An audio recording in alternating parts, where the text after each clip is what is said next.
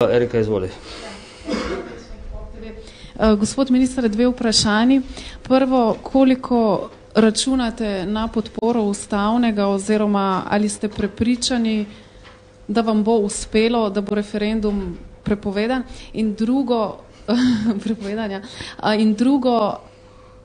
če bo ali lahko obljubite ljudstvu, ki bo podprlo pokojninsko reformo, da če bodo delali do 65. leta, da bodo delovna mesta prilagojena za njih? Hvala. No, zelo zanimivo vprašanje. Najprej bi rekel to, da je pač sodna veja oblasti, samostojna veja oblasti in da ima pač svoja načela in svojo legalno podlago za delovanje. Mi se seveda v to neposredno ne moremo vtikati. Glede na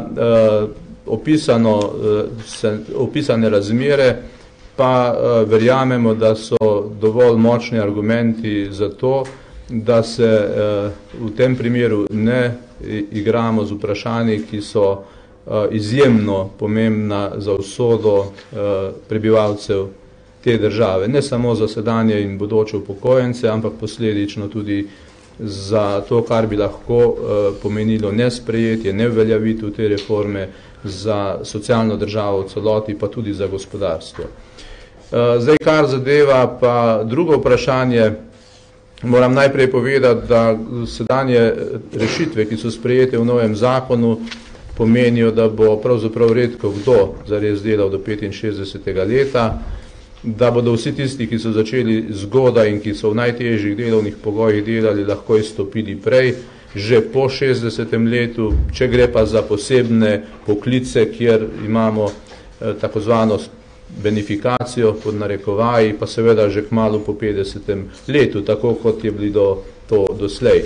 Tako da je to ena od možnih rešitev za vse te prebivalce. Druga rešitev je možnost, ki je tudi v zakonu dana, da se nekdo upokoji deloma, če ne zmore delati več 8 ur, lahko dela 6 ali 4 ure, za razliko dobi pokojnino, sicer pa za ustrezen del pa tudi plačo.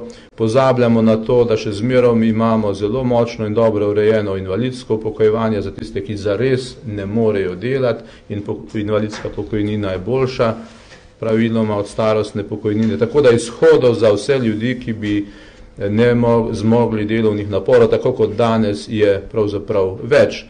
Opozoril pa bi seveda tudi na ukrepe za aktivno staranje, ki jih je sprejela vlada Republike Slovenije in katerih namen je, da bi posegli tudi na področje urejanja delovnega okolja, delovnih mest, kar smo pravzaprav se pogovarjali v veliki meri tudi z delodajalci, ki so sami opozarjali, da na hitro ne morejo zagotoviti dovolj ustreznih delovnih mest za starejšo populacijo. Od tod tudi potem postopen prehod na daljšo pokojninsko dobo in na daljšo starost za upokojitev in seveda posebni ukrepi, ki naj potem pripeljejo do tega, da se bodo tudi delovna okolja ustrezno spremenila. Temu je namenjen tudi v sklepni pripravi nov zakon o varstvu in zdravju pri delu, ki bo ravno tako pozitivno vplival na urejanje tega vprašanja. V redu, hvala. Še kakšno vprašanje za ministra? Če ne, hvala za analizo.